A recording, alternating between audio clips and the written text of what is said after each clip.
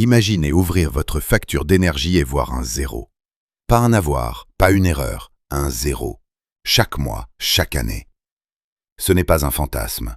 C'est un mardi ordinaire pour une famille paysanne des Vosges qui vit encore dans la ferme de ses arrière-grands-parents. Ce que vous allez découvrir, c'est le système exact que ces familles utilisaient pour chauffer, rafraîchir et vivre dans leur maison sans jamais payer un centime à un fournisseur d'énergie. Pas de panneaux solaires, pas d'éoliennes, rien de ce qu'on vous vend aujourd'hui.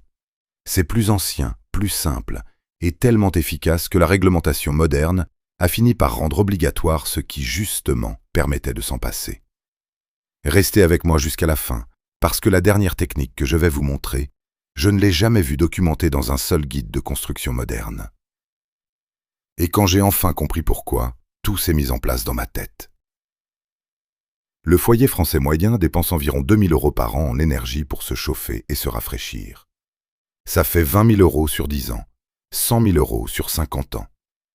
De l'argent qui part directement de votre poche vers des entreprises qui ont tout intérêt à ce que vous continuiez de payer.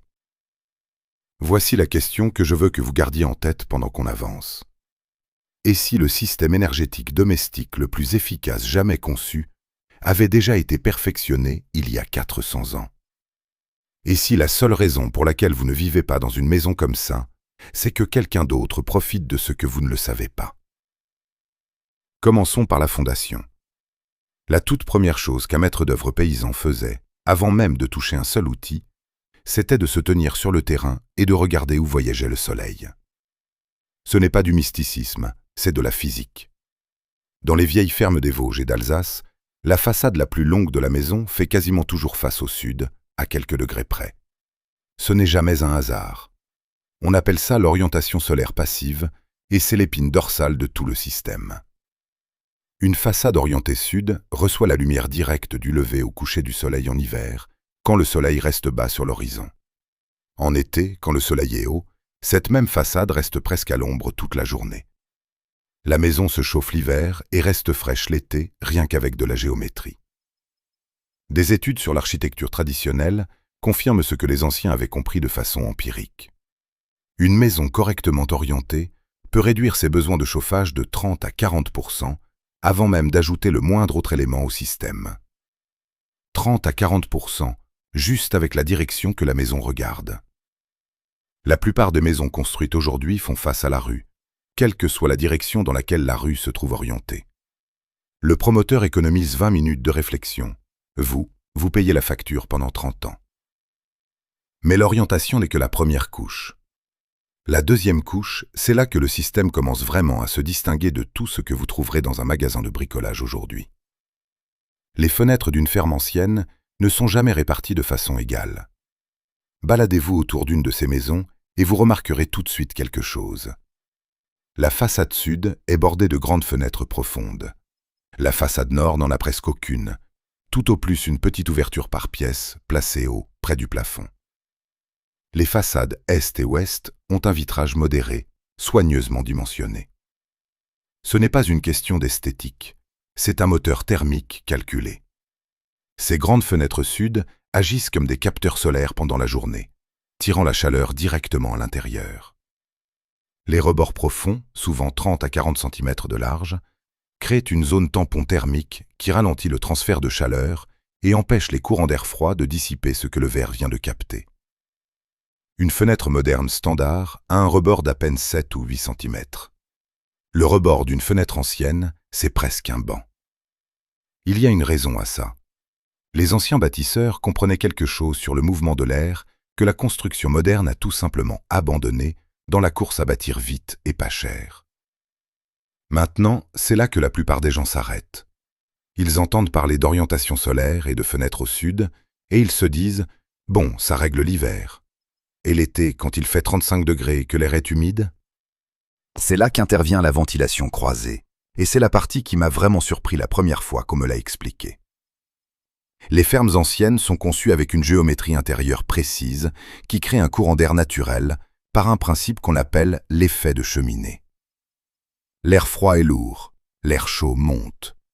Si vous placez des entrées d'air basses sur la façade nord, à l'ombre, là où l'air extérieur est le plus frais, et des sorties d'air hautes sur la façade sud et les parties supérieures de la maison, l'air chaud intérieur monte et s'échappe, entraînant l'air frais du nord derrière lui, en continu. Pas de ventilateur, pas de compresseur, pas d'électricité. La maison respire. Une famille des Vosges avec qui j'ai passé du temps possède une ferme construite à la fin du XIXe siècle qui utilise exactement ce système.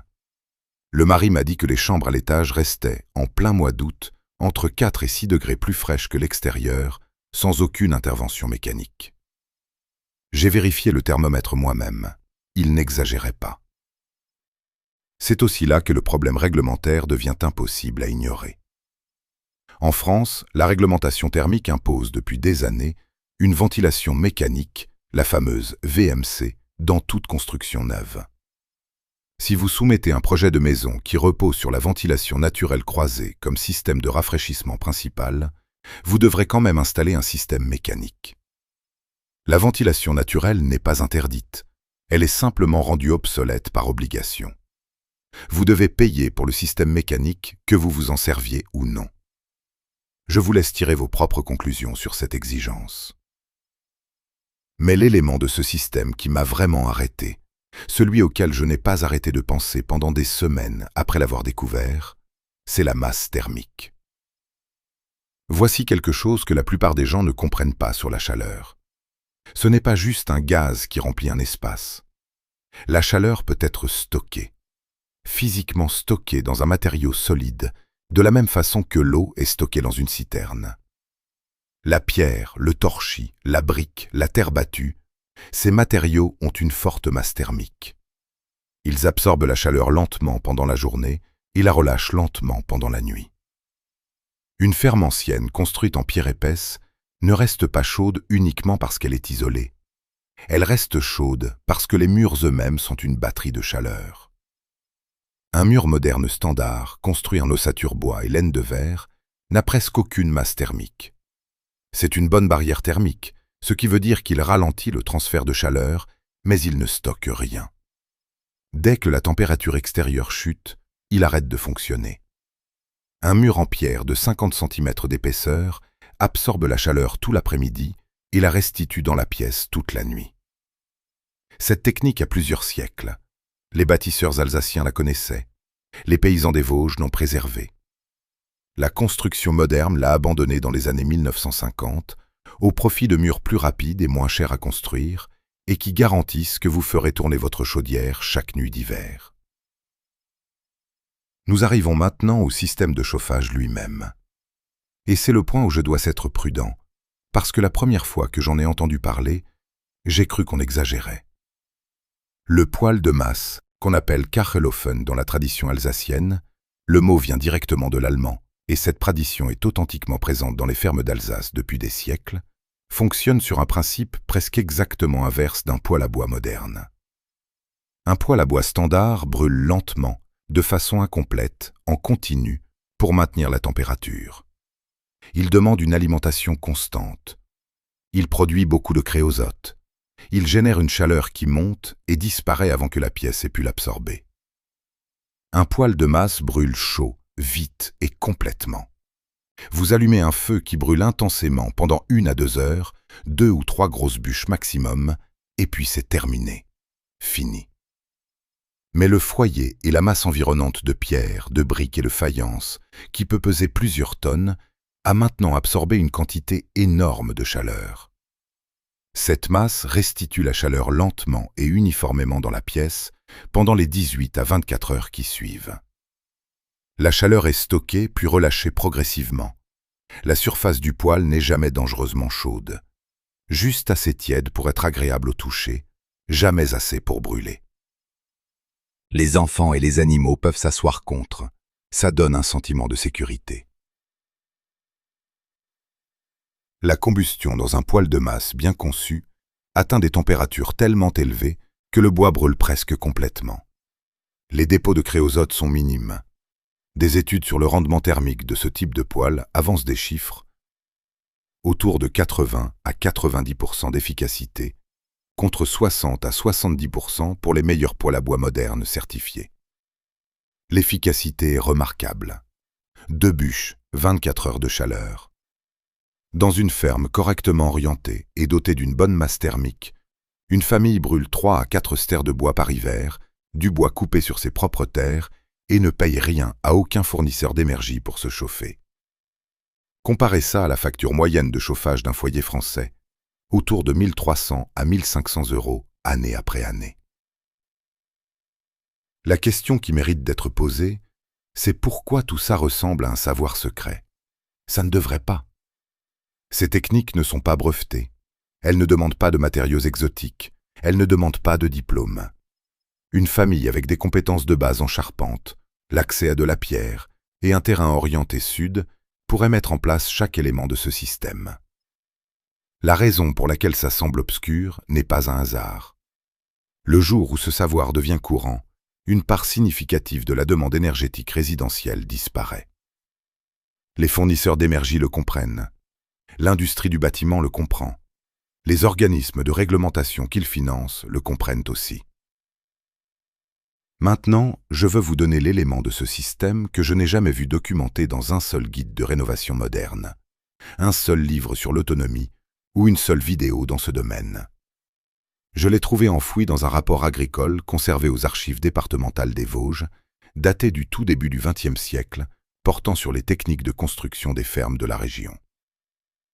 La plupart des gens qui étudient la conception solaire passive se concentrent entièrement sur les murs et les fenêtres. Le sol, c'est l'angle mort. Dans la tradition des vieilles fermes vosgiennes, le sol en terre battue ou en pierre de la pièce principale était construit au-dessus d'un réseau de conduits en terre cuite, d'environ 10 à 15 cm de diamètre, enterrés à 15 à 20 cm de profondeur. Ces conduits se connectaient à une entrée orientée sud, près de la base du mur extérieur. Pendant les journées d'hiver ensoleillées, l'air extérieur froid entrait par cette ouverture, voyageait à travers les conduits souterrains, se réchauffait en traversant la terre, qui reste à environ 13 degrés toute l'année à cette profondeur, et ressortait à l'intérieur de la pièce, préchauffé par un échange géothermique passif. Pas de pompe, pas d'électricité, aucune pièce mobile. Le rapport agricole appelait ça un canal de tempérage du sol. Les bâtisseurs romains au 1er siècle appelaient un système similaire un hypocauste. Les familles des Vosges l'appelaient simplement le souffle du sol. Ce système ajoutait entre 4 et 7 degrés à l'air froid entrant en hiver. Combiné aux fenêtres sud, aux murs à masse thermique et aux poêles de masse, le résultat était une maison qui maintenait 15 à 18 degrés pendant tout l'hiver vosgien, pour un coût en combustible quasiment nul. Je reste sur ce chiffre depuis un moment. 15 à 18 degrés pendant un hiver dans les Vosges, 2 bûches par jour, aucune facture dans la boîte aux lettres, aucune dépendance à un réseau qui peut tomber en panne. Une entreprise qui peut augmenter ses tarifs, ou une réglementation qui peut restreindre votre approvisionnement. Les familles paysannes n'ont pas inventé l'autonomie comme mode de vie à la mode. Elles l'ont préservée comme stratégie de survie. Et quelque part en chemin, le reste d'entre nous a décidé que payer 2 000 € par an pour avoir chaud ou frais, c'était juste le prix de la vie moderne. Ça n'a pas à l'être. Si vous vous êtes déjà tenu dans votre cuisine en plein hiver, en ouvrant une facture qui ressemblait à une punition pour avoir simplement voulu avoir chaud, vous savez maintenant qu'il y a toujours eu une autre solution. Il y en a toujours une. Dites-moi en commentaire laquelle de ces techniques vous a le plus surpris. Ça m'aide vraiment à savoir quoi couvrir ensuite, et il y a encore beaucoup à découvrir. Le savoir n'a jamais disparu. Il attendait juste que quelqu'un pose la bonne question.